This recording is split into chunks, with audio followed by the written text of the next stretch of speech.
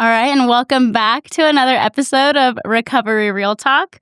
So today's episode is one that's incredibly close to my heart. We're taking a moment to honor and remember someone who left this world far too soon, my best friend's sister. Her name was Vanessa King.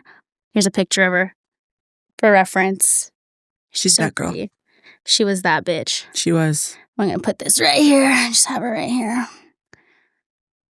Okay. She was vibrant, kind, full of life, and like so many others, she struggled with something that affects millions of families: addiction. This isn't just a story of loss, it's a story of love, resilience, and the importance of talking openly about the pain addiction brings, not only to those who face it head on, but to the people who love them. My hope with this episode is that by sharing her story, we can shine a light on the reality behind the statistics, break some of the silence, and maybe even help someone else feel less alone. So this episode is dedicated to Vanessa King, and Vanessa you can Maria. go ahead and introduce yourself. Hi, I'm Emily, Vanessa's younger sister. Emily is also my soulmate in Since life. we were, 6'7"? Yes, my soulmate. Forever and always. Vanessa was a really, I don't know. I miss her every day. She was a bad bitch, I'll tell you that. Girl had zero, she was unhinged, but she had the biggest heart. Her heart was made of pure gold, and she loved everybody as much as she could. And just like addiction, I mean, it didn't define her, but she really struggled with it, and here to speak some light on that. So do you want to start off with who Vanessa was prior to her addiction, like where she went to school, where they grew up? I mean, you came in to, you became part of, I don't want to say part of the family, but her parents adopted you. My parents are technically my aunt and uncle. They took my younger brother and I in when I was about 3. My brother was 2 months. And so ever since that, it's been, history. We've been with them since. And Vanessa and I clicked. Vanessa was about, I want to say maybe 13, 14. I'm not entirely sure when I came into her life, really. And her and I immediately just clicked. She became my person. I just latched onto her, and it was just like I said, history from there. I never wanted to leave her side. I was always just wanting to be with her.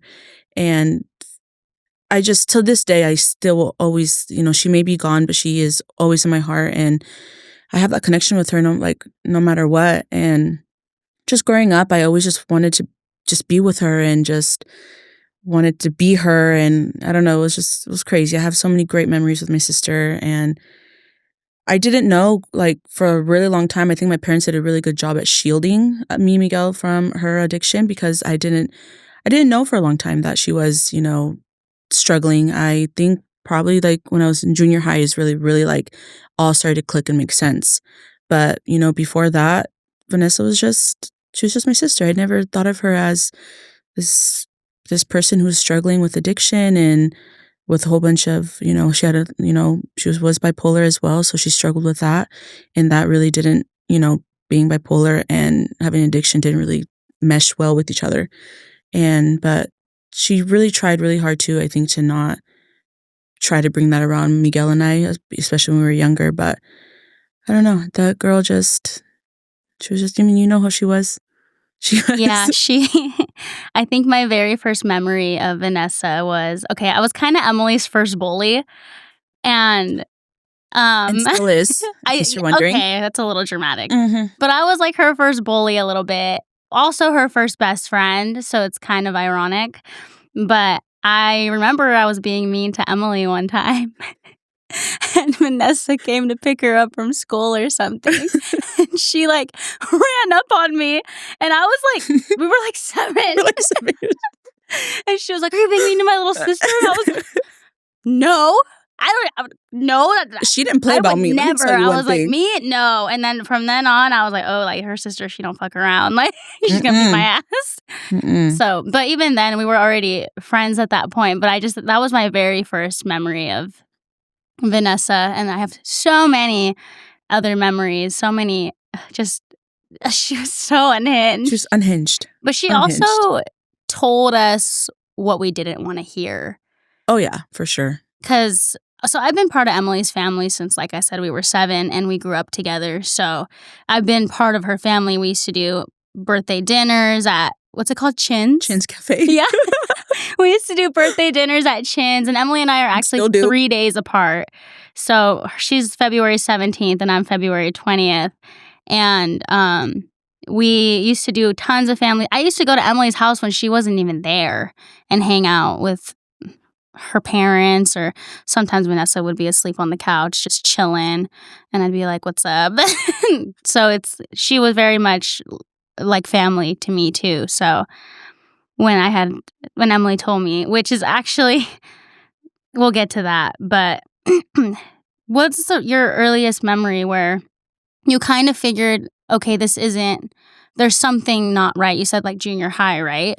Junior high is when I feel like I really, like, it all clicked, where I, like, because obviously, I mean, you're older, you know more, you're almost Right. in high school, so it's like, I think, but I also feel like being younger, I always knew, like, in the back of my head that it wasn't normal how much arguing there was always at the house. My parents and her would argue a lot. Never knew why they were arguing, but there was just so much tension all the time. Her being gone, coming home at the latest hours at night, leaving early in the morning, sometimes not even going months without being at the house and stuff like that. So it's like it just became like being attached to somebody, like at the hip, like I was with Vanessa, and then like slowly seeing how like she was acting and stuff like that. Again, didn't know what the whole situation was. I was still very young, but it confused me a lot, and made me very sad because I was really, really close with her, and just like her not being home and not being around, I used to just feel like this emptiness, because she filled this like emptiness that I had in my heart. Just side thing real quick. My biological mother, Adriana, may she rest in peace. She was, also just this beautiful, beautiful, beautiful person. I mean, she had a heart of gold, and she as well struggled with addiction, but I didn't really get to know my biological mom very well. But from the stories that I've heard from her and all that, and her and Vanessa were very similar. With just how they were, like, no matter what they were going through in life, they always put others before themselves. Will always just, I don't know how to really explain it, but just again, that just like heart of gold and just the empathy they had for people and all that. And I think Vanessa filled that void of me missing my mother, not being able to be, I was only part of her life for 3 years, and not being able to be, have her for, my whole life. I think Vanessa kind of filled that. And so that's why I feel like I just kind of got attached to Vanessa. I love Anna, my mom, I love her very much. That's my mother. She raised me. But Vanessa also just like filled an emptiness that I had in my heart, really. And so just, I don't know.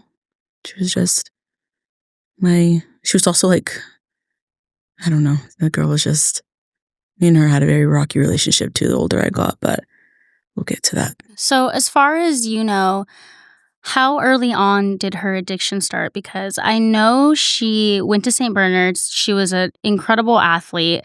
Yep. She was very popular. She had lots of friends. Mm-hmm. So when do you, if you know, I don't know if you know, but when did her addiction start? Was it early on? Was it later on in life? Because I know she had and we can cut this out, but I know she had a daughter, Natalia. Yeah, that's more. Is that like way down the road? That's way down, Okay. way down the road, like after high school and all that, of course. But I think she started dabbling, obviously, as high schoolers and stuff like that. I've done it. You've done it. We've all dabbled in, like weed and stuff like that. Okay, let me rephrase. Not dabble in craziness, but she started dabbling with like weed and alcohol, and I think she started with like the, quote unquote harmless party drugs, which in reality they're not. Right. They're still in the same category, and so she did that a lot. She didn't really hang out with the best crowds, but again, like you said, before, when she went to St. Bernard, she was a credible athlete. I believe when she was in junior high, she was like president of her class. What else? She had many, many friends. people loved her because, again, how she was, her personality, she attracted people. Like, she was not shy. She could talk to anybody. She could talk your ear off, so she always made friends everywhere she went. And sorry. That's And so I think high school, really, maybe towards like the end of high school, is where she really started like dabbling in those, like I said, party drugs and weed and drinking a lot and all that. And then when she was 19, she got pregnant with her first daughter, Natalie. She gave birth at 20. And 3 months after, Natalie unfortunately did pass away of SIDS. And that was Vanessa's breaking point, I believe. That was when she really took that very hard. The guilt she had. And I mean, I don't know how that feeling, and God forbid, ever having to feel that, but just imagine to lose your first child at such a young age as well, her being only 20. And I think from there, that's really, she went really downhill from there and just never forgave herself for, Natalie passing away. And so from there on, it just really just spiraled out. Would you say that Vanessa's addiction had an impact on your mental health growing up when you were in your like adolescence? Yes and no. Like I said, my parents did a pretty good job at trying to shield us from, her addiction and stuff like that. I think in a way for me, in my adolescence, just really not having her around, really missing her really, and like it just gave me a lot of sadness. I don't think it really affected me, mentally, especially at such a young age. The older we got, the more like when I started understanding, what she was doing and all that, I think that's where it really started to affect me. But in my adolescence, no, not really. I'd say my parents did a pretty good job at I that. feel like they did do a really good job at shielding. I'm agreeing with you on that because I didn't even know about Vanessa's addiction until like way later on in high school, really, is when I really started to, you kind of opened up about it a little bit because you Yeah. told me you guys had Narcan and I didn't know what Narcan was. And now I carry it in my purse. Oh yeah, I carry it in my car. Purse. I have it in Yeah. my car. I literally have it with me all the time. Oh yeah, for And sure. I even felt torn because I recently took a trip and my Narcan didn't fit in my purse because I had other stuff in my purse. So I had to put it in my check bag. And I was like, oh my God, I was having anxiety without it because I was like, oh my God, what if something happens to someone? Because you really never know. So I agree that your parents did a really good job at shielding not only you guys, but the people around too. Just like, cause I was around a lot, we grew up together. So I don't remember any super vague, I don't have very many memories of her in active addiction when we were young. Yeah. Cause I don't feel like she was around a whole lot. Yeah, she definitely wasn't around that much. That's where I started kind of piecing the pieces together, too. It's like, she's never home, like she's never around, she was always hanging out with, people, hate to say it, but like odd people, and stuff like that, who also were struggling, and it's like, again, not the best crowd for her and stuff like that. So, but yeah, I don't know. My adolescence was really more calmer than the older I got. The older I got, the more rocky it became. Yeah, and she had like really good jobs. She got her beauty license, right, at Frederick and Charles. Yeah. And I feel like that's something that your family has kind of done. Because your dad has his, and then Susana has hers. No, right? Susana, No, she doesn't have hers. It was just me, just Vanessa, my dad, and myself. Okay, so she used to do. Was it all cosmetology or was it just hair? The Cosmo license is for hair, nails, hair, nail, and skin. Oh, okay. So she can do everything. Did she ever pursue any of that at any point? No, because again, she struggled again with, also her mental illness. Sorry. Her mental illness with being bipolar and also her addiction, because she did do rehab a few times. Yeah, I remember that. She went to Mountain of Mercy, which is I believe a local rehab here, Christian-based rehab in Honeydew. I believe they're still open. I'm not entirely sure, but she went there, and then I think so did she ever do Waterfront? No, she did Mountain of Mercy. She did the Salvation Army in Anaheim. She did go to prison for I think a year, which good because I also like kind of kept her away from that. Yeah. And then towards the end, she went to Teen Challenge for I want to say I like do remember. 2 weeks or so. I think I briefly remember her being at Teen Challenge. I didn't know she went to prison. I think I did know that subconsciously. I think I did know that, but I just kind of forgot about it. I actually didn't know. It sounds familiar, but it doesn't sound familiar enough till I could remember what exactly happened. I was in... Okay, I don't remember how old I was when she went there, but I was definitely younger. And was I in... I don't remember. I was younger. I don't even think I was in high school yet. But she was gone, like, for so long. And I'm like, where is she? Like, because she used to pop up. She used to pop up out of nowhere. She always did that, though. She always did. We would be sitting at the dinner table, and she would pop up, and we'd be like, hey. Like, she'd be, like, you wouldn't hear from her for a little bit, but then she'd pop up. It was, like, normal for her to always be late to everything and just pop up. Yeah. And she wasn't. So I'm like, where is this girl? What the fuck? And anyways, time was going by. Still haven't seen her. And my parents didn't tell us anything because again, my parents. When you guys asked, what would they say? I don't remember. Okay, I'm not gonna lie, and this sounds bad, but I don't really have much like memory of my like childhood. Like I genuinely like forgot a lot. Like I don't know. Do you think that had to do with like your mental health, with like losing your mom at such a young age? Well, I don't think so. Like, I don't really think so. I just think you just don't remember. Stupid, and I forgot. Like honestly, and so yeah. So then one day she just like showed up, and I'm like, hey, and I didn't know she was in prison till like years later. Oh, really? Yeah, took years, and did she tell you? No one told me. I think a family friend, their son told me. Because he like randomly asked me like, oh, like your sister's back. Like she was in prison. I was like, oh, like, are you sure? Like she's been back for a long time now. Like, what do you mean? Yeah. Yeah, it was like this crazy thing. And then like... Did you ever ask your parents about it? Not really. It just kind of like was told to me and I kind of like...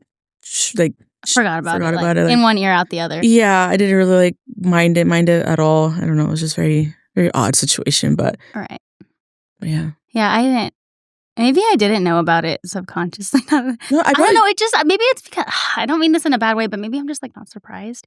And I don't mean that in a bad way. Well, no, it's good that she did go, just because it's like... And that actually is what happens to a lot of people that when they're in addiction. Like I was just talking about this on my last episode where the last person I had on here, Selena, was telling me that her going to prison helped her get clean. But she also said that once she got out, I mean, it was because it was forced upon her to be clean. It wasn't because she wanted to be clean. So that's probably what Vanessa felt too. She was like, all right, I'm out. Like, they got nothing on me. Yeah, sure. Like I can do whatever I want now. So, and I heard that's what happens to a lot of people in for sure. Active addiction before they go into the prison system. Yeah. And I remember those... I remember when she was doing really, really, really good, and then I remember when she was doing not so good. And you could just tell the difference. But I also couldn't tell because of her bipolar. So it was also hard to tell if she was just having a low episode. But when she was happy, she wasn't using because she liked downers. So I knew she was okay when she was happy, but when she was... I just didn't know the difference between her maybe being at using opioids or her possibly being off her medication from being bipolar, because it's a low too. Yeah. I honestly it took me a while to start realizing her like patterns and stuff like that. But when she was happy, I mean, she, like you said, you're right. I don't think she would use like too much when she was like, doing okay, taking her medication and all that. I think she was like fine. And cause she felt good. She felt happy, so, she had, her kids, she had us, so she was just happy to be around all of us and all that. And then when, again, she would feel, okay, I'm good. I don't think I need to take my medication anymore. She'd stop and then she'd go. And that happens to a lot of people that have bipolar disorder, is that when they start to feel better, they think they don't need the medication anymore. And then they just go imbalance, So how old was she when she had Noonie? Her name's not actually Noonie. Her name's Michaela. We just call her Noonie. I forget her real name sometimes. Anyways, she was... Wait, okay, how old is Noonie? She's like 14 now, right? No, 13. She's 13. She's 13. Vanessa would be turning 39 this year. So she's like in her late 20s? Mm-hmm. Yeah, late 20s when she had Michaela. And that, honestly, like, she did, because when she came back from the Salvation Army in Anaheim. She came back from there. That was her last rehab that she did do for a while. And she came here. She met Michaela's dad, and everything was like good. She had Michaela. And then she was really good for a while after Michaela was born. And then, I mean, I've never had kids, so again, I don't know how our hormones and our emotions are after that, but I'm sure, especially struggling with, her mental illness, and then also struggling, because honestly, once you are an addict, like, you will always be an addict in a sense, Mm-hmm. and there's nothing wrong with that, because you're a recovering addict, and it's who you were, it's what your past was, it doesn't define who you are now, but you will always be an addict. And that's how, like with Vanessa, even after having the baby, with her postpartum, and then her bipolarness, and then her being in recovery addict, I think it just kind of like all, got bundled up, and she relapsed, for a little bit, for a while after that. And it just was, again, just downhill. But she had her good and bad moments. She had moments where she was really, really doing really good, clean and all that. And then she relapsed a little bit. And then it was just patterns. Eventually I caught on to I knew all her patterns, how it was going to be and all that. So did she go to another rehabilitation center after having Michaela? No, so that was the last one. Yeah, Salvation Army was the last one she went to. And that was in, where did you say again? Anaheim. Mm-hmm. Okay. And then she had Joseph, like, years later. She had Joseph at 35. Me and Joseph have beef. We've had beef since he was born. That kid is unhinged. I kid you not. Like, God. He is like Vanessa, like reincarnated or something. No, he is, because that kid, love of my life. I love that boy. I love that kid. As if he was mine, but mind you, he's like 3. 4? He's 4. I have beef with a 4-year-old. He scares the hell out of me. Like, gosh, he's so off the hook. Well, okay, if I'm being completely honest, I was like annoyed because when Joseph was born, Emily was like always with him and always wanted to take him everywhere, and I was just like, ugh, like, what That's a cock block. That's my baby. But now we take him everywhere. Like, he's now I'm like, hey, can you bring Joseph? And he likes to snitch. He's a snitch, first of all. Like, you literally, like, Chada had, like, let's say we're hanging out, like, a month ago, and she said, like, bitch, right? And Joseph is with us. Randomly, like I think, like, 2 days ago, he goes up to my mom, and he goes, Mama, Chada said bitch. Like, okay. I was like, months ago, bro. Such a snitch. He's so annoying. He remembers. And he reminds me so much of Vanessa, but he also looks so much like her. Him and Michaela look so much like Vanessa. Like, their baby pictures are identical. All 3 of them. Just her, Noonie, and Joseph. Yeah. And I always tell myself, she would be so okay with my relationship with Joseph. I always tell myself that, because sometimes I'll be like, dude, leave me alone. Yeah. Don't touch me. Or I'll be like, go away. Or something. Him. But he is like, oh my God, I love him. But like, sometimes I'm just like, dude, I need a break from you. Oh, I'm like that too. I'll be like, okay, Tootie, go with. He's calling my mom, Mama, and Daddy. So I'm like, go with Mama and Daddy. Do you remember go over there. when he didn't know I was in your room, and I was like, he came out. He had just got out the shower and he was naked, and he ran down Emily's stairs, and I was like, surprise, bitch. And he didn't know I was there, and he fell down the stairs. So and then and we were laughing. He was embarrassed. But I think he actually hurt himself. No, I don't think he hurt himself. Because he had toys on the stairs. Oh, yeah. Was Katie there with Tatum? She wasn't there yet. She came like right after. And then he was fine. And then he was like back to throwing markers at me and doing his thing, sitting on me. And oh my God, that kid. But he reminds me so much of her. He is. He's a spitting image of her, and we keep her memory alive with him. Like, we really do. Like, every day, like, I'll talk about her to him, and I used to have her as my screensaver on my phone, and he'll randomly grab my phone, and I'll take my phone back. I'm like, what do you need my phone for? And he'd be like, I just want to see my mama. And so I'll open my phone, and he'll just go through pictures and look at her and stuff like that. That's good that he knows that Vanessa was his mom. Mm-hmm. Because he was so young when she passed away. He was like 1, 2? He was about to turn 2. Yeah, because his birthday's December. Yeah, and she passed away in November. Right. And then I was going to ask, I had a question in my head and I already forgot it. Stupid. I know. When you were growing up, excuse me, sorry, I don't know why I'm so phlegmy, but is there anything like specific that you maybe, I don't even know where I'm going with this question because I had it in my head and I completely forgot it. I'm so sorry. Do you think your family was her only support system whenever she would get clean, or did she have friends that stuck by her through that period? Because I know a lot of people, when they go through addiction, they lose a lot of their friends. Yeah. And they're left with usually their family supporting them and maybe close friends. Because I know she had one really close friend. I don't remember, but I remember her speaking at the funeral. And I don't remember who it was, if I'm being honest. But did she ever have anybody, other support system other than you guys? To be honest, I didn't really know too much of her friends. I didn't really want to, because just how their lifestyle and all that stuff, because I didn't agree with it. A lot of them were, in active addiction and all that. And there's a few friends that she still had, but I think honestly that it was just us that really were her support system. I'd say especially like my mom. My mom and Vanessa were really like attached at the hip. Those two were really inseparable. Like anytime Vanessa was going through it, she'd always go to my mom, and my mom would just, like any mom, really try to do her best to support her, and really be there for her, And I would say myself as well. Like I really tried to be there for her.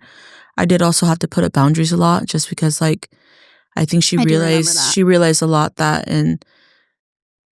I have so much love for my sister, and she knew that. And so she knew that no matter how mad I'd get at her, because we get in so many fights, and I would always be like, I'm done with you. Like, I'm cutting you off. Like, I don't want anything to do with you until you can get your shit together, blah, blah, blah. 2 days later, she's blowing up my phone, and I'm like the first one there, And one thing, I forgot who told me this, but this was after she passed away. I don't remember who told me, but they came up to me and they're like, Vanessa would always say that no matter how mad you were at her, no matter what you guys went through, you were always the first one to answer her phone calls and the first one to show up at her house. And I really was, not to toot my own horn and really like pat myself on the back, but it's because like I loved my sister so much, but also the kids. Like I just loved those kids so much that like, and Vanessa never, ever, ever put her kids in harm's way, ever. Those kids, no matter what she was going through or how, bad she was doing, those kids were always her number one and her priority, and she never put them in harm's way. And so that's one thing I want to say, that she tried to be a good mom, and she really did, try her best. But those kids were her life and were her number one, and so, but yeah, I always really tried to be there for her and be like, I just didn't want to, and fortunately it happened, but I didn't want to, like, I'd always tell her that, Vani, you have two roads. You're going to either go to jail or you're going to die. Like, you pick, and. But we never actually thought she would, because me and you would talk about it and I'd be like, no, she's never going to, that's not going to happen. That's not going to happen. I mean, we used to talk about it all the time. Because I would ask you, I'd be like, are you ever like scared that she it was always but we always, thought. And it wasn't like, it was more so, we wouldn't joke about it to like make fun of her. It was more so we were joking about it to make the topic funny, because we didn't want to think about it, like realistically. Because I remember we'd be like, oh, she's invincible. We used to say, she was like a cockroach, because we used to say that. Yeah. But we didn't mean it in like a bad way. We just never thought that would ever happen to her. Yeah. Because she was careful for the most part. She was. And so it was definitely a surprise to me when I found out, at least, that she had passed away. And I know you called me. Yeah. And I feel so bad. So when Emily called me to tell me Vanessa passed away, I was on the toilet. I remember that day. Like, you don't remember? I remember it, but it's just so like spotty. She called me, and I don't know if you remember, but you called me, and I remember seeing your name on the phone because I was in the bathroom, and I answered, and I was like, "What do you want, bitch?" And I don't remember that. I was like, "What?" And you were crying, and I was like, I was like, why are you crying? I was like, what's wrong? Like, I'm sorry. I didn't know if I would have known you were crying when you called, I wouldn't have answered the phone like that. And that's when you told me Vanessa had passed away. And I was like, oh no. Mm-hmm. And I was going to drive home that night. I remember you saying that. You're like, I was like, I'm on my way. You're like, I was I'm like driving 7 tonight. hours away. Yeah, she's like, I'm going to drive tonight. And I'm like, no, don't worry about it. Like, just come when the funeral is, or just come whenever. I was like, please don't. Yeah, I remember that. But yeah, that day was, we'll get to that. It was a crazy day, let me tell you. Yeah, it sounded like it after I talked to you for a little bit. Mm-hmm. Do you think that growing up with having someone in active addiction made it hard for you to build relationships and learn to trust people? I don't think so, honestly. I think it's pretty easy for me to build relationships with people and stuff like that. I think I have, how do I say it? I always have my guard up in a sense, because I just to be safe and stuff like that. But no, I don't think so. Because I don't think, I had it in my head and now I can't remember. I lost my train of thought. That's okay. That happens to me all the time. Damn. But no, I don't know. I think I can make relationships with people pretty well, and I'm a pretty open person. I can be shy and stuff like that, but you're pretty trusting. Yeah. I think I think for me, I have so much empathy and and I just want to be there for people and really be that shoulder to people for people to cry on and stuff like that. So I don't want to push people away and stuff like that. I want to be able to be there for people. And I think that's what made me having a sister struggle with addiction made me be like that, instead of being one to push people away and be like, I don't trust you. I don't want nothing to do with you. I think, her being like that made me want to pull people closer and really want to just be that person for people, especially people with, addiction. I always wanted to be that person for Vanessa, and I really believe I was. Her and I had a pretty good relationship, and it's she was a lot older than me too, but yeah, the older I got, the more, I definitely remember, I want to backtrack a little bit to where you said that you were always the one to pick up the phone, because I actually remember I would get so mad at you because she would have said something and it would have made me mad. Because I was mad for you, but you'd be like, oh, whatever. But at that time I was uneducated and in addiction, that she probably didn't mean anything that she would say to us. No. And she was never really mean to me. Ever. She's always nice to me. But when I would see her argue, I've been there a few times where she was arguing with your mom and your dad and you every now and again. And she, people that are in active addiction, they say really hurtful things. Oh, yeah. That girl has said very hurtful things to me, but you can't take it. But you can't take it personal. And that's how I deal with a lot of people in my line of work is I don't take anything they say personal because... And I talked about this last episode too, is their sense of reality isn't reality. Yeah. So I was so uneducated back then that I'd be like, no, don't answer the phone. We're not going to her house. And we'd always end up at her apartment. It was those brown apartments. On East Street. It was when she had the Lincoln. On East Street. Yeah. And I remember one time you called me and you're like, hey, I'm moving out. And I was like, she called me. We're seniors in high school. She calls me. She goes, I'm moving out of my parents' house. I need you to come help me because I had a car and Emily didn't have a car. You didn't get your license till we were 18, right? Yeah. So she didn't have her license. I had my license. So I was like, for what? Mind you, me and Emily weren't even on talking terms at that point because we had our own tiff for not even a year. And so she called me and I obviously I'm going to pick up the phone for her. I don't care how mad I am at her. And I was like, she's like, I need help. I need you, whatever. So I go to her house and she's putting all this stuff in my car. Very little things, actually. And I was just like, whatever. And her mom's yelling at her. She's like, oh, you're not going to go live with Vanessa. And Emily's like, oh, I'm leaving. So we leave and we go to Vanessa's. And she's unloading all her stuff. And I'm just sitting on the couch. And you were doing something, I don't know what, but you said something and Vanessa put you in your place. She was spitting facts at you. I don't remember what she was saying, but she was going in on you. And I was just like, tell her. Clock it, queen. But I remember you lived with her for not very long. Not very long. I don't 2 days or something, maybe a week. It was so stupid. I just got in a fight with my parents and they made me mad. I used to get very mad when I was younger. And then she sold you the Lincoln. And I remember I was like, hey, dude, because I didn't have a car at one point. And I was like, can I borrow your car to go do something? You're like, yeah, but it shakes. Yeah, and I was like, She sold it to me for $1,000. Oh, I thought she sold it to you for $500. 1,000. I don't remember, but She finessed me it's hard. hard. And then I was like, it shakes, and you're like, yeah, it shakes like when you gas it. And I was like, no, never mind. I was like, it's okay. But she had that car for like a long time. I think she got that car for free from like one of her old neighbors. Really? That's what I'm telling you. Vanessa was like such a likable person. Like everyone loved her and all that. Like people just give her things. Like it's just I don't know how to explain it. She was very charming. She was, she was beautiful. I mean, look at her. She was one of the most beautiful people that I've ever met in my entire life. And even in her midst of her, her hardest times, she was just gorgeous, like beautiful girl. She was. Mm-hmm. That's my favorite picture of her. Oh, yeah, I love that picture. And I like the one of her and Noonie in the one that you guys used for her obituary. Oh, yeah. I used that one for my ofrenda last year, but I couldn't find that picture I think it's on Facebook. I don't know. I'd have to look. But her obituary was very beautifully written. Did your mom and dad write that? You wrote it? Really? Yeah, I wrote it with my parents. Well, I wrote it, but, obviously had some input from my parents and stuff like that. Oh, I didn't know you wrote it. It was just, we didn't want to do anything long. It was because it was pretty short. It wasn't that long. It was short, but it was very... I don't even remember, honestly. Very to the point, and it was written well. Like, you did a good job, right? I thought your mom and dad wrote it. I didn't know that you wrote it.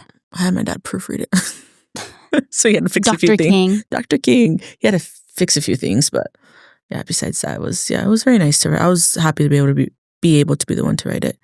That's good. I think I just wanted to get it done fast and just... I think that's how everybody kind of felt at that point. And I remember I didn't see you for a long time. I didn't want to like suffocate you. Yeah. I came over one time. I think the last time I saw Vanessa was Miguel's birthday. Because you weren't there. You were in Crescent City. And... Sorry, I looked at your face and I couldn't hold it together. But you were in Crescent City, and I remember it was Miguel's birthday, and we were barbecuing or something. And, I don't know if you had already left or if you were on your way back. No, I wasn't coming at all. Really? Yeah, because you called me. I don't even think you knew it was Miguel's birthday or forgot. No, I did because I was in town for work. Were you? Yeah, because I didn't live here. I lived in Oakland. Because I remember you called me like, oh, what are you guys doing for Miguel's birthday? Yeah. And then I'm like, I'm not there. I'm here. I was like, well, I'm going to go anyway. Yeah. And I remember I went because I was leaving from your house to go straight to Oakland. It was late in the day too. And I remember not wanting to leave. I was at your parents' house and I was sitting on the couch with Vanessa and Miguel, and we were just talking, and Vanessa said something that pissed Miguel off, and he was just like, Vanessa, shut up, or something. And me and her were laughing. She's like, what? It's true, Guido. And she was just like going off about something, and we were laughing about it. But we talked for a really long time. And I left. I was like, I have to go. I have to hit the road. And then that was the last time I saw her. But I remember in that moment, I was like, dang, I really don't want to leave. Like, I'm having a really good time with them. I never get to. Yeah. At that point, I was kind of going back and forth. I lived there for a year, but I was always kind of here, but not here. Yeah. So, but that was the last time I saw her. And so she died like October, November, 2 months later. Yeah. In November. Damn. I know. It's crazy. I didn't know, that was going to be the last time you never know. You never know. Yeah, you never know when it can be the last time. And I always had such a great time with her. I remember your 21st birthday. We went to the casino. We went somewhere else first. We went to Arcata. We went to Arcata, so my 21st, we did the bar hopping. Yeah, we went bar hopping with Pablo, Susana, Vanessa, Natasha. Well, Vanessa didn't show up till the casino. But when we started off in Eureka. No, we didn't. Or in Arcata. We stopped at TJ's. That was when Arcata was cool. Yeah. And we went to TJ's, and I have a video of you sitting on the bar where they would shake your head. Yeah, and they would shake your head. Yeah. And then I had this, I wasn't 21. I was 21 in 3 days, and I had this fake ID that Emily had. Some lady, I don't even know where you got that ID. Macho got it for me. He didn't come out with us, did he? No. That ID he got me when I was like 19 when I went out with my family in the Bay Area. He got that for me. Okay, that makes sense. So then I still had it. But that girl was like in her mid-30s. Like, this ID didn't look like me, and it didn't look like you. And she was literally like 4'10". I'm 5'2", mind you, so I'm a lot taller than that. Yeah, I don't know. And then, but I was using it, and Pablo was the one that was like, "Oh, fuck it, they're not gonna pay attention, whatever, we'll go in a group." And I was like, "Okay." So we went to TJ's, and then we went to, I think we went to Sidelines for a drink, and we went to the casino, and that's when Vanessa came, and Vanessa was the one that was like, because I was like, She "Dude, the started casino buying checks." everyone. No, she got you in. I know she got me Oh, in, but it yeah. was her idea. She's like, "No," well, because I was like, "I don't think I should go to the casino," because it Oh, was all the no. way in Blue Lake, and I Vanessa didn't want knew you. I everyone didn't who want to worked wait at in every the casino. car. Is That what. girl was a casino girl. Yeah, and she was like, "No, I'll get you in," and I was like, "Are you sure?" And she was like, "Yeah," and I was like, "All right," and we got there, and she got me in, and we had a great time, and then we went home.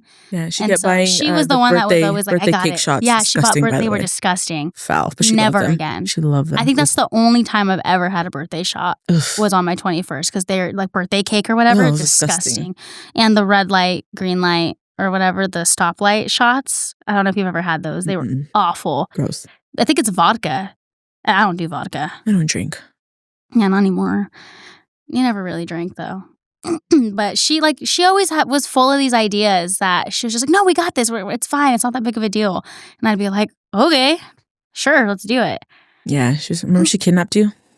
Was it for my 18th birthday or something? She kidnapped me? Do you remember? She like picked you up for some. She was, "Come with me and you should help me buy Emily's birthday gift," or something like that. No. You told me this story. You guys went to the mall. And Me and Vanessa? Yeah, it was just you two. I think. And you told me like, "Vanessa kidnapped me." Yeah, she told me we were gonna go do something she didn't else. kidnap you, but She didn't like kidnap me, but she was just like, "Oh, we're gonna go do this," and I was like, "Okay." And then she took me to go do the opposite, and I was like, "What?" I was like, "What are we doing here?" Yeah. But like, yeah, she always. Because she didn't want me there because it had to do with my birthday or something. And I was like, "Where's Emily?" She goes, "I'm not picking her up," and I was like, "Where are you taking me?" But she was so funny. She was funny. Do you want to talk about the day she passed away? That day I was still in Crescent City. It was Thanksgiving, by the way, 2022. One day we'll talk about the Crescent City. Anyways, I was in Crescent City and it was Thanksgiving, and I was gonna go home like the night before, but I needed to work.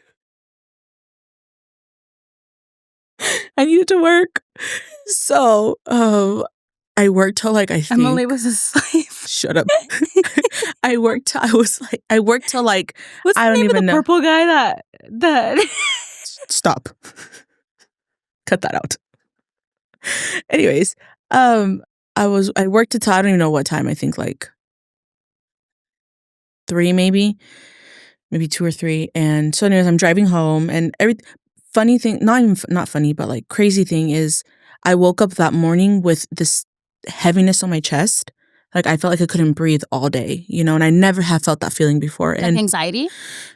but I didn't feel anxious. I didn't feel like I felt weird, but not like to where I was like anxious or anything like that. I just felt this heaviness, like just like this ugly, ugly heaviness. I couldn't breathe very well, and just like as soon as I opened my eyes, it just felt like this. Like I don't know how to explain it. Never felt it again, but I felt that, and all day I was just feeling it. And I was like, "Oh my gosh, like what is this? I can't breathe very well." Like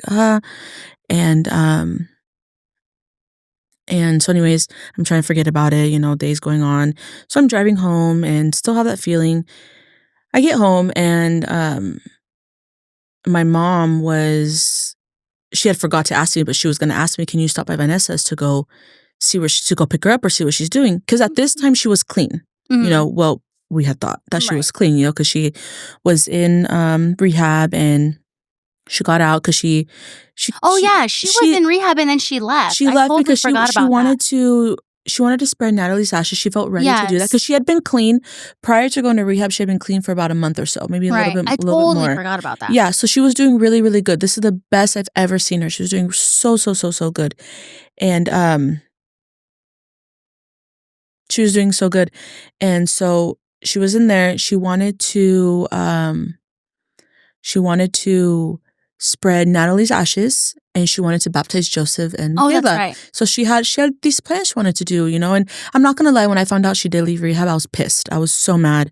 I was like, I don't know why you guys, everyone's like okay with Well, they this. can't make her They stay can't make her either. exactly. But I was just All so they can do is upset guilt for her. myself because I'm like, I have this feeling that she'll relapse. I'm like, I don't want her to. Like why? And so she talked to me on the phone. I remember when she I was, you know, in Chris City, and I was FaceTiming her, and she was like, I'm out. I'm going to be out for a little bit. I'm going to go back. I Yeah, got I things remember have her to saying do. she was gonna go Yeah, back. I'm going to go back. I just want to do all this. And I'm like, Vanny, like, are you sure it's a good idea? Why not do it after, you know, you finish your program, blah, blah, blah. And she was just really stuck on wanting to do it But she now. also wanted to be home for like Thanksgiving. She did. I remember her saying, I want to be home for the holidays. Yeah, you're not wrong in there. She wanted to do that. But I don't know. I think I selfish reasons. I wanted her to stay and get clean, you know, and do good. And so anyway, so she got out, and where's I going with this? You were talking to her, and then you were on your way back from Crescent City. Oh yeah, so I was driving back to the city. My mom had texted me she was. Oh, you had got home, and she was like, yeah, pick up she came pick up Vanessa, and I was like, she didn't ask me, but when I got home, she's like, oh, I was gonna have to go get Vanessa. I was like, oh no, Joseph and Michaela at the house, and I wanted to see them, right? I was like, no, I'll just stay with Joseph and Michaela. So then time goes on, we're still waiting for her, but it wasn't anything out of the normal for Vanessa to be late, you know, or to not. She was late to everything, and to not pick up the phone and stuff like that. It was kind of normal for her, you know. So anyways, my mom ended up asking my dad, can you go get Vanessa? My dad comes to me again, want to come with me to go get Vanessa? I said no, because just funny, between how me and my sister were, our relationship was very funny, very rocky, very crazy. It was just amazing. It was weird, but amazing. She would always hold me hostage. Like, I would go to her house to like just see the kids, or to like pick up something, or to give her something, and like hours would go by and I'm still there, and I'm like, okay, I'm gonna go. She goes, no. She'll be like, I need you to do this, I need you to do that, da da da da. And I'm like, and I could never say no to her. Something about Vanessa, I could never say no. Persuasive. I could never say no to her. So I always managed to get held hostage by her. So I told my dad, I go, no, because she's gonna hold me hostage, and I want to be here for Thanksgiving. I remember you saying, like, I want to be here for Thanksgiving. I don't, you go. You were like, she's not ready. She's not ready. Always late. She always does this. Yeah, I'm like, she's gonna take a long time, and blah, blah, blah, blah. So my dad left, right? And then from there, it was like, my mom got a phone call, and we're all I was home. Everyone was home pretty much, because literally, my brother Pablo and Mayra were walking the door. Macho had just walked in. My tia Olga was there. My mom, Chupis, everyone was at the house, right? And all you hear is, and I'm holding Joseph, and all you hear is my mom just let out this scream, you know? And I was like, what? Like, it scared me. So Miguel was with her. So those two heard the news first, right? And I see Miguel holding my mom, and I'm like, what's going on? What's going on? And my mom is just, crying, and, se nos murió Vanessa, se murió. And I'm just like, I was like, what do you mean? I'm in shock at this point. I'm like, no, what do you mean? And when I really clicked, I kid you not, my body turned into noodle. I was I fell to the ground with Joseph. I couldn't feel my legs. It's you wouldn't believe it if it didn't happen, in a sense. And so I'm just I'm shaking. I'm literally shaking, trembling so bad. And my tia Olga's looking at me. She's like, what? She's jumping up and down, fear, what? Macho, Pablo, and Mayra run out of the house. They run out of the house so fast. Everyone runs out of the house so fast. It's all happens so fast. And my mom is just seeing her really was just what, seeing the tears fall down her face, just seeing how she was and all that, and me holding Joseph. And Michaela was in the backyard, and Miguel and I go outside to Michaela, and Michaela, we tell her we told her, and she just was what? What do you mean? No, you're not, it's not true. I didn't believe it, even though the way my body reacted, I didn't believe it. I was like, she's not dead. She's not dead. I'm she's just asleep. I know it. She's not dead.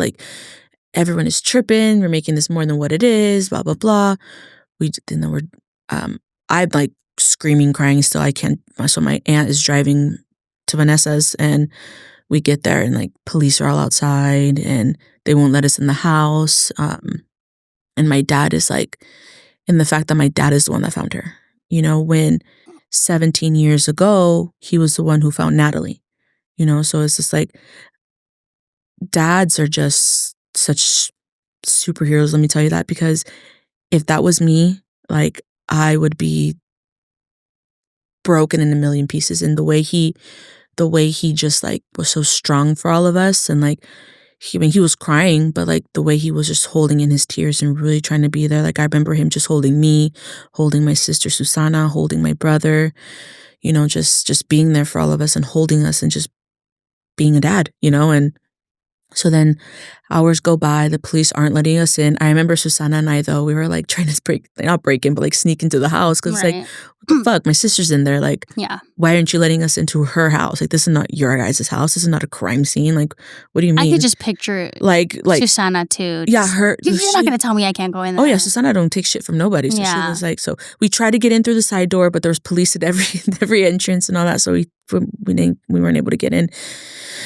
until the coroner came and did the whole exam and stuff like that. So finally, hours later, the coroner finally showed up, and really, it took that long. I want to say it took at least 2 hours. Really? Yeah, it was crazy. And so they finally let us in, and they let us see her. And I'm not going to describe how it was, but they let us see her, and that's when it really hit. Like reality really hit, and it just like, I'm like, damn, like my sister's really gone. Like she's really not here.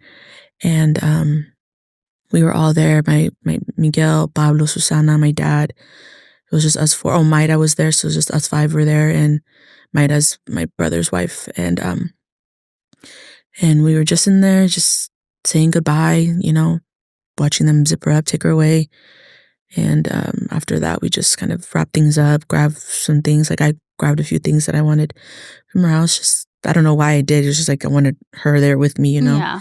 And yeah, so then that was that. We went home and no one ate Thanksgiving dinner.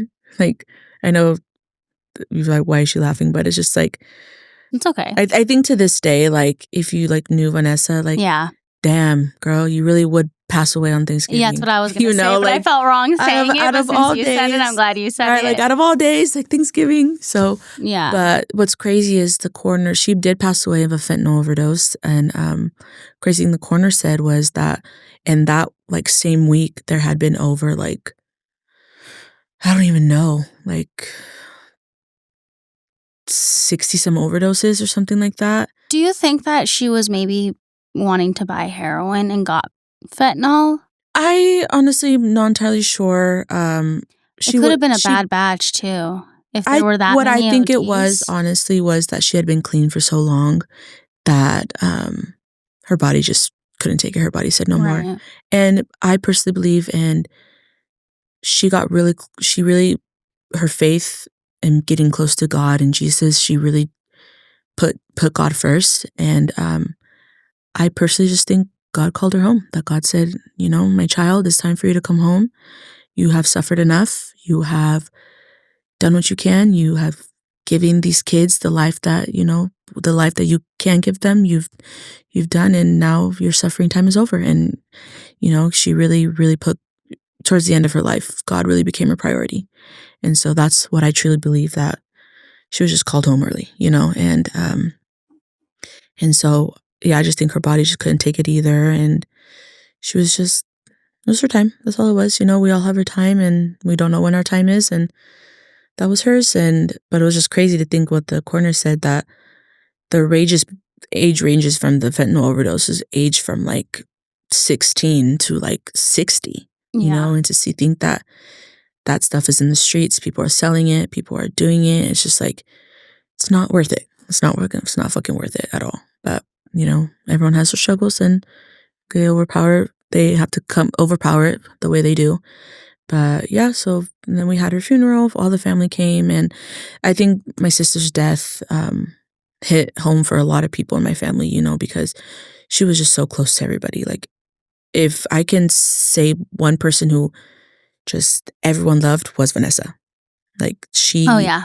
My dad would always ask about Vanessa. Yeah. Like, how's Vanessa? Yeah, Vanessa just, I guess she just left an imprint on you, you know? She was just so friendly and so funny. She and you would have never was. really thought, you know? Yeah, she was just And the unless you funniest. were really there, you probably wouldn't have No, you wouldn't have wouldn't have known. known. Exactly. Like, she just had so many friends, had so many people who loved her, and she really was the light of the room. You could be in the, I remember it being like the most depressing time of my life and stuff like that, and just her just like always making it happy and making me smile and stuff like that. I remember the last time I saw her in person, besides FaceTime and phone calls, was I was on my way back to Crescent City, and gosh, I fucking hate that place.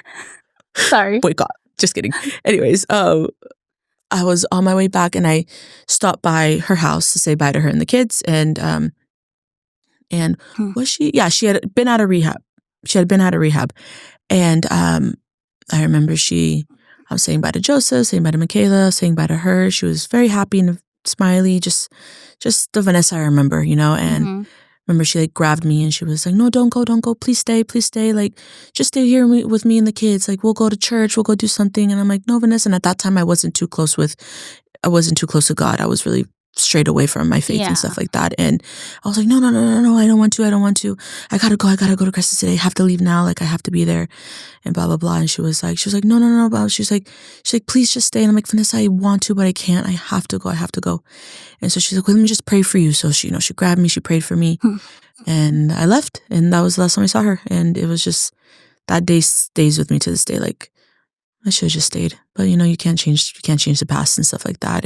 But we've talked on the phone, we FaceTimed, texted her, all this stuff. So like, we always were in communication. But that was the last time I saw her. And then obviously, things happened. But yeah, I just like Vanessa's memory will always live on.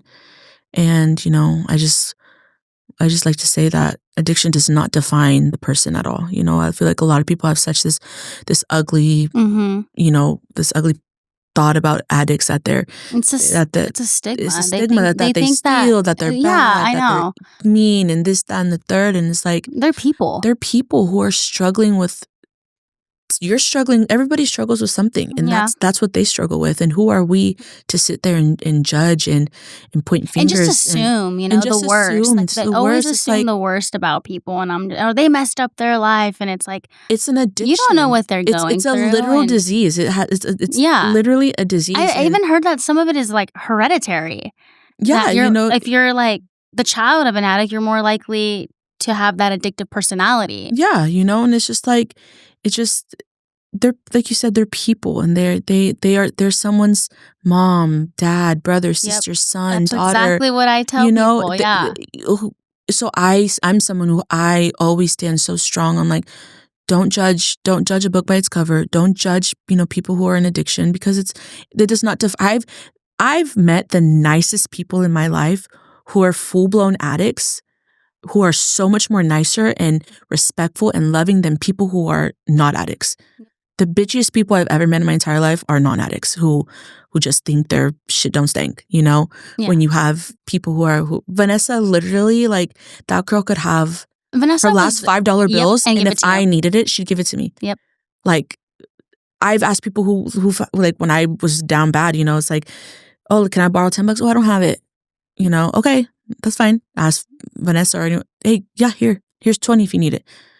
So it's just like, I don't know. I just like, I and I remember she'd be like, I don't have it right now, but if you give me, like, she's like, I'm going to go do this and I'll have it for you later or something. Like, I remember that. So I totally agree with that. She would give you the clothes off of her back if you needed them. Like, she was so selfless. And it's just crazy that people automatically assume the worst of people that have a background of addiction or are in active addiction, because some of the nicest people I've met too. So it's just, that's the point of why I'm doing this too, is to break that stigma and to show, people that may not be educated in something like this, that they're people too. They're human beings. They're human beings. And the closer that I've gotten with my faith, ever since Vanessa passed away, and I remember my mom telling me this, that it took her losing a daughter to get her other daughter to get close to God, and it's like, and it took me losing my sister for me to realize that I need to open that relationship with God and really let God into my life. And since allowing that and doing that, I've just, my mind has opened up, my eyes have opened up, and it's like I try to like be there for the voice for people who don't have it, like with addiction, and it's like they're not. I don't know. I defend anyone who's struggling with addiction. If people want to sit there and talk crap and stuff like that, I'm like, who are you? There's this person in my life that no longer is in here who used to say all the time that, oh, it's their choice, it's their choice. Like addiction isn't a disease, it's not a disease.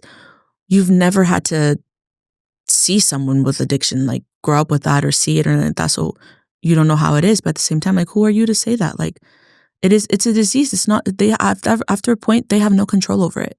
Right.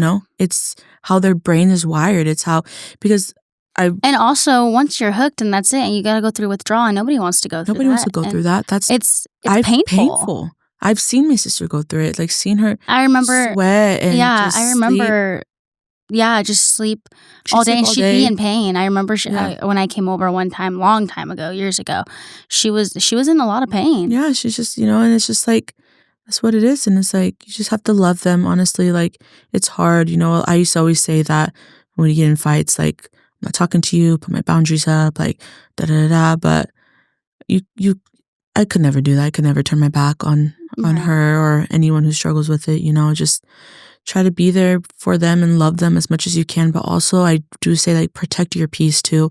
Protect yourself, because it's easy draining. To get lost and lose It's easy to get lost. It's just so hard to, I like the stuff she has said the most crazy, horrendous things to me. But like you said, you can't take it personal. You can't take anything they say personal. And I did for a little bit, because I'm a little emotional sometimes, a little emotional. But after a while, I just realized that, okay, it's not who she is. Let it go. But yeah, you just got to really be there for them and open up your heart for them, because we all struggle with something. And, to have someone turn their back on you when you need them the most is not the best feeling ever. So I'll just say that. Love them and be there for them, but also take care of yourself, take care of your heart. Pray for them. That's all you can do. Do you ever talk to her? Sometimes I'll like if I'm praying and stuff like that.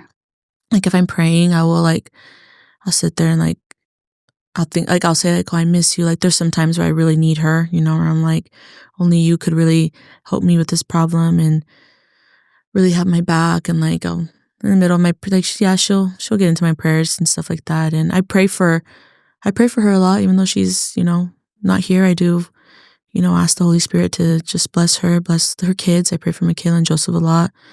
Yeah, sometimes like grief is a weird thing. Like, and it comes in waves. Like there's times like where I'm completely fine and like months go down and I've not cried, nothing. I mean, I think of her every day, but like, and then randomly I'll just think of her. I'm driving or something and a song comes on of hers. That's when I talk to her.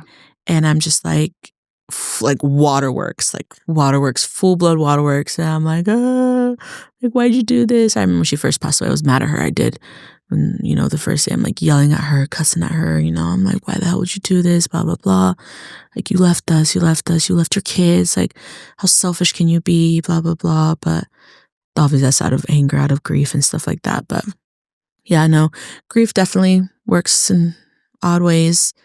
I think of her every day. And Joseph is so funny. This one time, I wasn't there when my mom told me that. I think Vanessa is with her kids all the time, especially Joseph, because my mom said one time that they were sitting out in the patio and a bird flies by, like a little tiny little bird flies by and flies again and all that, and Joseph just like looks at it and it goes, "Oh, that's my mama," like points at the bird, "Oh, that's my mama," and it's like, that's a 3-year-old boy, like how does he put those two together, And do you remember when we had like the Northern Lights were here or whatever? Oh yeah. And you can only see them if you took pictures. Yeah. So I took pictures of it, and the morning after I showed Joseph, and I'm like, "Look at Tootie." I go, "Look, the sky was purple," and he goes, "That's my mama," So it's like she's there, and and weird ways that I can't see, can't feel, but only he can. Yeah. So I do believe that Vanessa's spirit and love for her kids and all that is still around and all that, and really just watching over her kids and on reality. Like, Yeah. yeah, she may be gone from this earth, but she's not really. Yeah, I know that because I'm not very, you know that I'm not very religious anymore, just because growing up the way we did. But whenever I do talk, I think the last time I talked to her, I was actually on my way to work, and that song came on that she sent your mom right before she died. See a Victory? No, Or the God other Turn one, It Around? God Turn It Around, came on because I have it on my shuffle or on my liked songs or whatever. And I remember it came on and I was like, oh, and I like turned it up really loud. And I think about her when I hear that song. When I hear a lot of worship songs, I think about her because we grew up listening to worship because we went to St. Bernard's. Open But- the eyes of my heart, Lord. Gentle woman. You got to do that. Gentle woman. Quiet light. Oh my gosh. I will Joella. never forget those songs. I know. And I was talking to her and I was just like, damn it, Vanessa. I remember like holding the steering wheel being like, God damn it, dude. Like, oh, you'd be so proud of Emely. I remember saying this out loud. I was like, dude, you'd be so proud of Emely right now. And like, I wish you could see how great Joseph is. And I know you're here. I was like, I know you're here. I was like, and I was just telling her, I was like, you'd just be so proud of how far your siblings and your family and how well they're doing and that they miss you and stuff. That was probably the last time I talked to her, but I used to talk to her like just whenever, but whenever I hear those songs, I'll think about her. But I like to talk out loud to her. Yeah, I feel like she's there, Yeah, I definitely do sometimes. I don't do it a lot. I did it a lot before, but this year, 2025, won't be 3 years that she's been passed away. So it's like the more kind of do it here and there. But I do grieve her a lot, like especially I think we all do. I do specifically think that my two older siblings grieve her more in a sense than. I mean, I don't want to compare, things, but I feel they grew up with her. Yeah, they saw different phases of her. They saw different phases. They saw a different Vanessa than and they were me. probably more aware of her addiction because your parents were shielding you guys because they were adults. They were all because Vanessa was the youngest. Vanessa was, like I said, I think still maybe in junior high when I came to live with them. Yeah, and then Susana was in she high had been school. in high school. High school, and Pablo was probably either about to graduate high school or because I think he's 2 or 3 years older than Susana. So yeah, they definitely grew up. Obviously, like how me and Miguel grew up with each other. Like I know Miguel from every era he has. Miguel in his was life. so cute when he was little. Like every era, every step Miguel has been through. I know, just like Pablo and Susana know everything about Vanessa more than Miguel and I did. Like we saw different Vanessa than what they did. So I think, in a sense, her death hit those two really hard. It hit us all hard, of course, but in different ways. In different ways, And I mean, I don't want to talk about their part because that's something for them to talk about. I know me and Miguel talked about it a little, and I'm not gonna share it because it's his. Yeah, it's their story. It's his story to tell and stuff. Yeah. We talked about it a little bit, but yeah, I feel like it definitely. I get what you're trying to say is that you guys saw different phases of her. Yeah. Is there anything you want to share about Vanessa or anything you want to say to anyone that is grieving what you're grieving? I don't know. Like,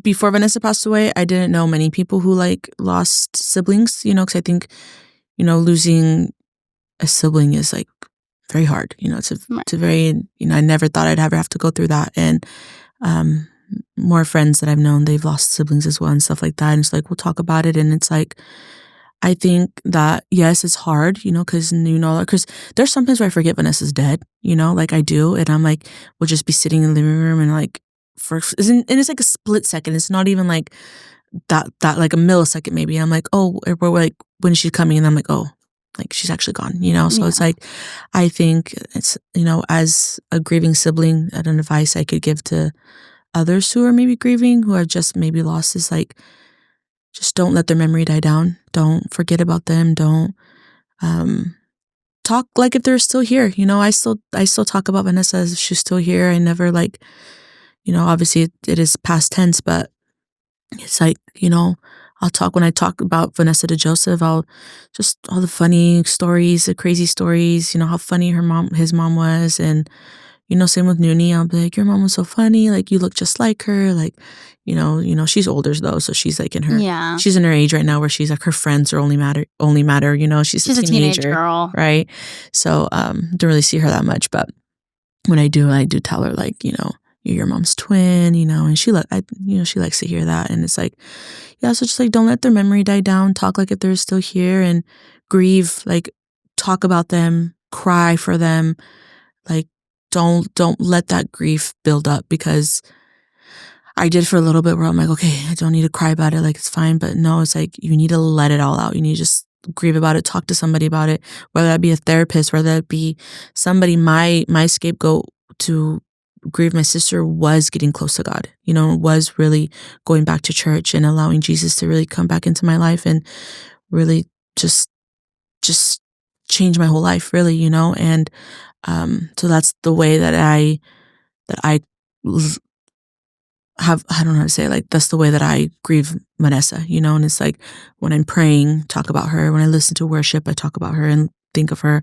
When I'm at church, because she used to go to the church that I go to. Mm-hmm. And when I'm there, I feel her presence, and it's like, that's how I keep her memory alive for myself, and it's like, that's it, really. Just and love then them. National Overdose Awareness Month is August.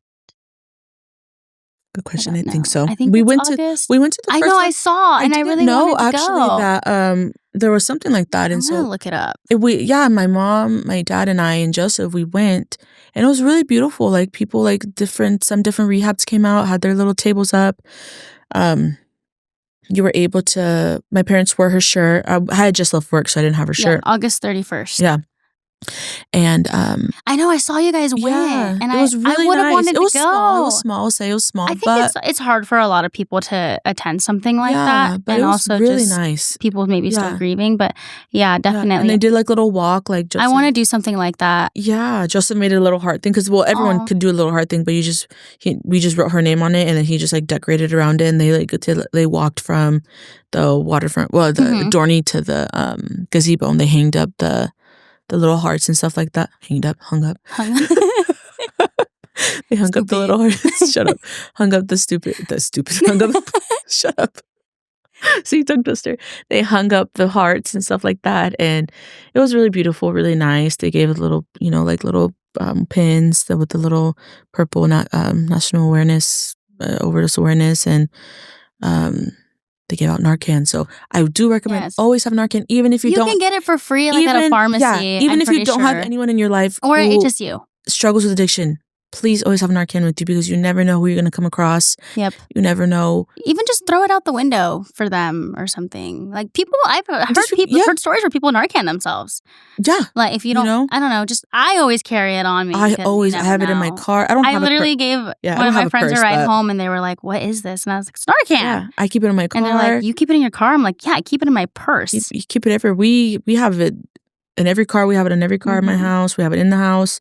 There's no reason to have it there, but we just have it, and it's like, you should have it in your house, because what if, you bring a friend over and you don't know what they're, you don't know. I mean, a lot of people aren't very open about their addiction because they're ashamed. They're ashamed. It is, 100%, they're gonna, I don't know, but, you never, people, you might go out and. Yeah, I always, if I'm going out to the bars, like, I'm taking it with me, especially because people are getting laced with people getting roofied, laced and stuff like that. Well, I mean, it's not going to do anything for a roofie. Well, but for opioids, you never know. That's true. Yeah. So I always carry it with me. Yeah. So always have it on you. That's one thing I will say and always stand by. Have Narcan.